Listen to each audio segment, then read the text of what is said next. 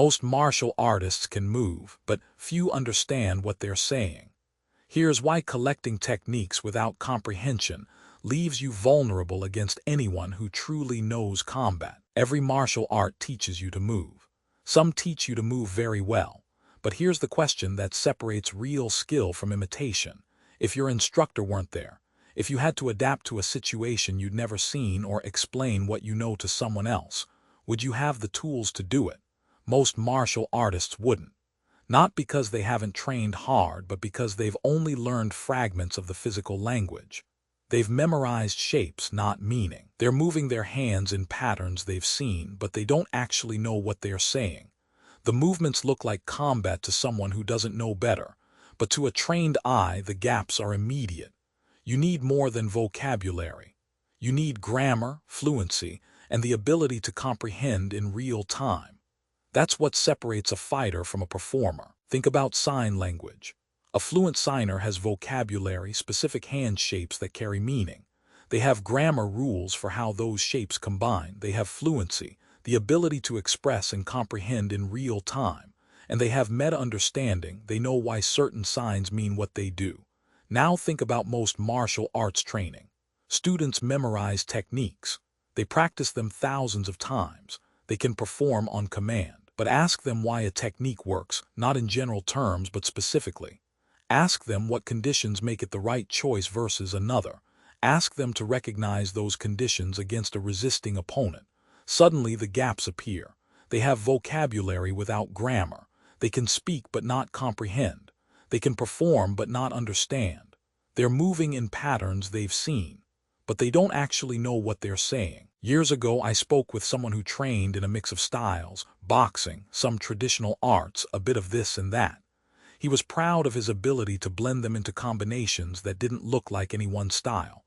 At one point, he shifted into a position I hadn't seen before. He looked at me and said, "See, you don't know what I'm doing. You have no idea what's coming." Here's the thing, he was wrong. I knew exactly what was happening, not because I'd memorized that specific setup, but because I understood the underlying mechanics. He thought mixing styles would create confusion. For someone trained only in styles, someone who recognizes only memorized shapes, it might have worked. But comprehension sees through surface novelty. He had collected movements. I understood movement. That's the difference. A complete combat language has three components. First, the physical, the actual movements, strikes, and footwork you can observe directly. This is what most training focuses on, the visible shapes. Second, the verbal, the concepts that explain what the physical means. This is the grammar, the rules for combination, the why behind each movement.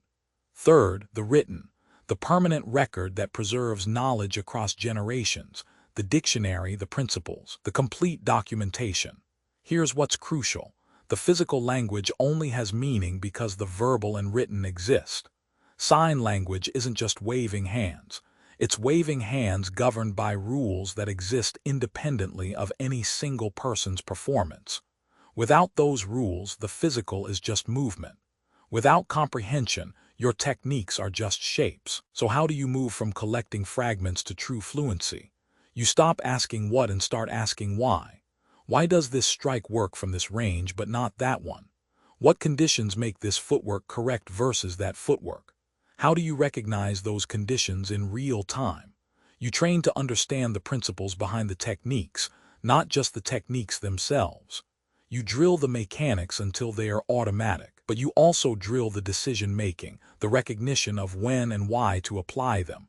You test yourself against resistance, against unpredictability. You learn to read an opponent's intent, not just their position. This is the difference between someone who knows techniques and someone who knows combat. One has fragments, the other has fluency. One memorizes, the other understands. When you have comprehension, you don't need to have seen every possible attack to respond effectively. You don't need a catalog of counters for every specific setup. You understand the underlying mechanics of how the human body generates force, how it maintains balance, how it creates openings. You recognize the principles at work, not just the surface shapes. This is why someone trained in comprehension can face a completely unfamiliar attack and still respond correctly. Not because they've memorized the right answer, but because they understand the problem. They see the structure behind the movement. They know what's coming before it arrives. They can adapt in real time because they are not relying on memorized scripts. They're reading the situation and applying principles. That's the difference between a fighter who understands and one who only repeats. Stop collecting techniques. Start understanding combat. The shapes you make don't matter if you don't know what you're saying. Train to comprehend, not just to perform.